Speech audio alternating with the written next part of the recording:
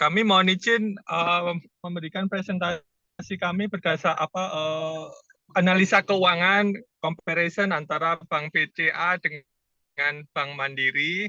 Anggota kami ada Mas Novi, kemudian Mas Novi ada di Jakarta, Pak Suyanto di Halmahera, saya sendiri ada di Sidoarjo, kemudian Pak Willy ada di Halmahera juga, dan Putri Vina ada di Pontianak.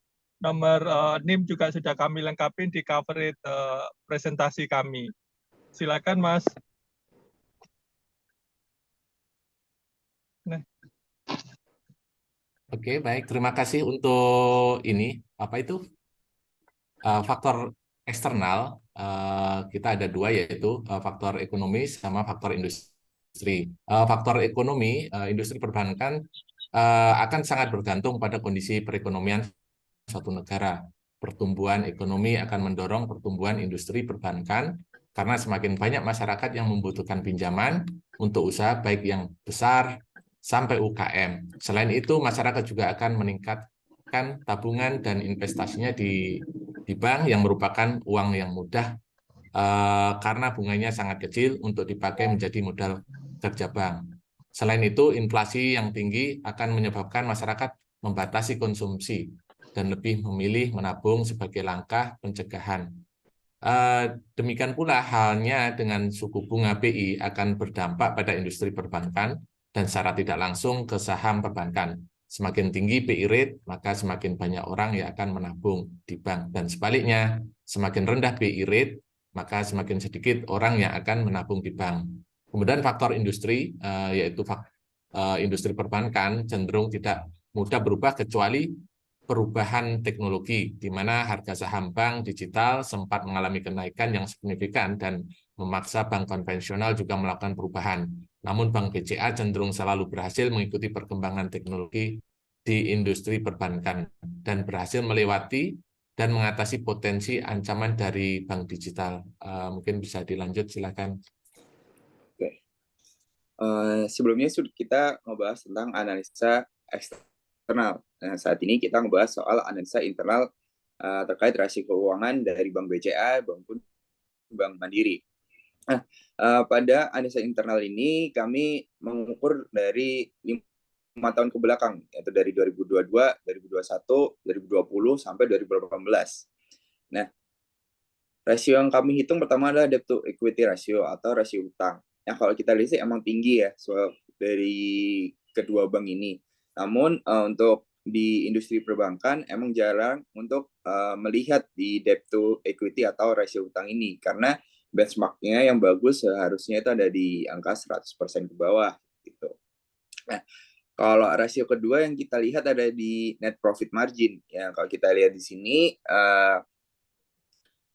kalau kita bandingkan antara Bank BCA dan Bank Mandiri, emang tren Bank BCA itu memiliki profit margin yang lebih tinggi nih kalau kita banding sama Mandiri. Ini mengatakan bahwa BCA mampu menekan cost-nya dengan baik. Nah, kalau kita ngomong ROE dan ROA-nya sendiri bisa dilihat di tabel seperti di sheet ini. Nah, kalau selanjutnya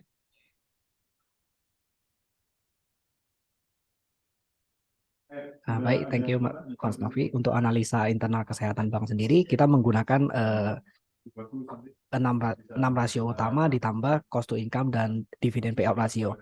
Nah, dari rasio kecukupan modal bisa dilihat baik Bank Mandiri dan Bank BCA itu masuk kategori sangat sehat, di mana nilai kecukupan modalnya di atas 12% yang ditetapkan dari Bank BI. Nah, untuk return on asset tadi sudah dibahas oleh Mas Novi, itu masuk kategori sangat sehat juga untuk perbankan, lebih besar dari 1,5%. Kemudian untuk loan to deposit ratio juga lebih besar dari 70 seharusnya lebih kecil dari 75%. Kalau dilihat pada tahun 2022 untuk Bank BCA sudah sangat sehat, untuk Bank Mandiri sedikit lebih besar dari angka tersebut. Nah, kemudian untuk kredit bermasalah terlihat dari Bank BCA dan Bank Mandiri untuk tahun 2022 telah tumbuh jauh lebih baik dari masa pandemi.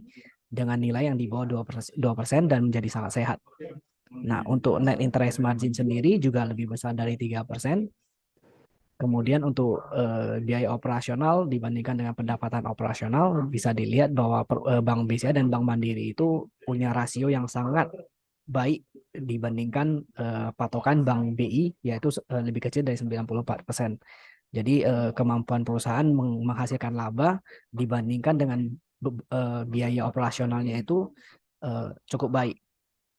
Nah, untuk cost to income sendiri bisa dilihat kurang lebih hampir stabil ya pertumbuhannya. Nah, kemudian untuk dividen payout ratio di tahun 2022 Bank BCA dan Bank Mandiri membagikan dividen sebesar 62% dan 60% dari total laba yang diperoleh. Yang mana itu cukup besar ya untuk ukuran perbankan. Oke, mungkin dilanjutkan.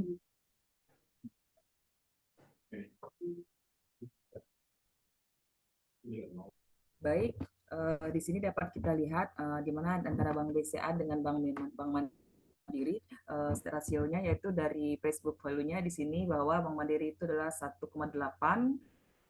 dibanding dari Bank BCA. Kemudian untuk book value per share-nya di sini 4.713. Kemudian untuk earning per share-nya di sini 1.087. Kemudian untuk price earning ratio-nya di sini 4,69, sedangkan harganya adalah 5.000. Nah, untuk dividend yield-nya yaitu 5,29. Jadi di sini dapat kita lihat dan dapat kita simpulkan bahwa untuk rasio keuangan Bank BCA superior dibanding dengan industri perbankan karena Bank BCA merupakan bank dengan kapasitas pasar terbesar di Indonesia. Kemudian di sini dapat kita lihat bahwa Bank BCA memiliki kemampuan yang menghasilkan laba yang sangat tinggi dengan biaya operasional yang sangat rendah. Kemudian semua rasio Bank BCA bisa dikatakan yang terbaik di industri perbankan Indonesia, khususnya untuk kategori bank swasta. Kemudian harga pasar untuk saham Bank BCA di sini dapat kita lihat sudah mahal dibanding dengan harga nilai bukunya, di mana di sini 5,1 kali lebih mahal dengan pengembaliannya yang mencapai 23,35 per tahun, meskipun Bank BCA rutin membagikan dividen yang besarnya terus meningkat. Dan untuk tahun buku 2022 dapat kita lihat dapat mencapai 62,1%. Namun secara yield hanya di kisaran 2,3% saja. Kemudian di sini rasio keuangan Bank BCA rasio keuangan Bank Mandiri masuk dalam kategori bagus dan sangat untuk sehat dalam perbankan. Kemudian Bank Mandiri merupakan bank BUMN terbesar di Indonesia dan mampu mencetak laba yang baik dengan pembagian dividen sebesar 60% dari laba dan nilainya di kisaran 52,29%. Harga saham Bank Mandiri masih sangat wajar dibandingkan dengan harga atau nilai bukunya sebesar 1,8 kali dengan tingkat pengambilannya juga di bawah 5 tahun, yaitu 4,69 per tahun. Kemudian kami di sini merekomendasikan untuk membeli saham Bank Mandiri karena kondisi keuangannya sangat baik, kemudian tingkat pengembaliannya juga cukup singkat di bawah 5 tahun, ditambahkan dividen rutin setiap tahun dengan capital gain dengan harga yang terus naik setiap tahun lebih tinggi dari bunga bank. Kemudian untuk Bank BCA, kami menyimpulkan untuk tidak membeli karena harganya sudah terlalu mahal dibanding nilai bukunya karena permintaan pasar yang tinggi berbanding seimbang dengan brand Bank BCA itu sendiri.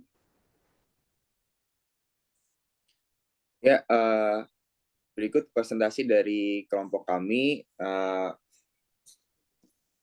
Jika ada kurang, kami mohon maaf.